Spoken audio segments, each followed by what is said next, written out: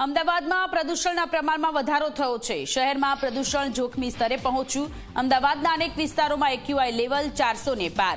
બોડકદેવમાં 483, ચાંદખેડામાં 348 અને ઘુમા ગામમાં 420 એક્યુઆઈ નોંધાયું છે।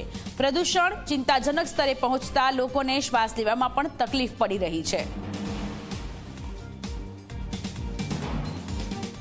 આપણી આસપાસ પ્રદૂષણનું સ્તર સતત ને સતત બગડી રહ્યું છે।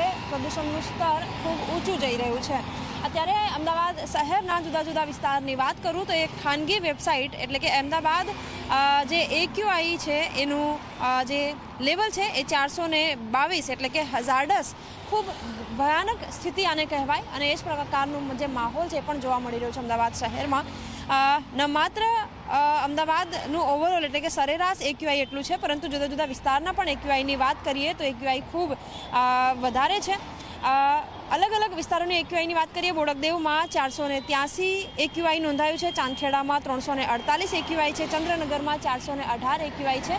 આ એક્યુઆઈ એક ખાનગી એપ્લિકેશનના આધારે અમે લોકો કહી રહ્યા છીએ અને એ જ પ્રકારનો જે માહોલ છે એ અમદાવાદ શહેરમાં જોવા મળી રહ્યું છે। સામાન્ય રીતે જ્યારે શિયાળાની સિઝન હોય છે ત્યારે પ્રદૂષણનું લેવલ વધારે એટલા માટે પણ જોવા મળે છે કારણ કે જે રજકણો છે એ વાતાવરણના નીચલા સ્તર ઉપર જ રહી જાય છે અને શ્વાસમાં એ જતાં ગંભીર નુકસાન પહોંચાડી શકે છે। કેમેરામેન મુકેશ ચૌહાણ સાથે સપના શર્મા, ઝી 24 કલાક, અમદાવાદ।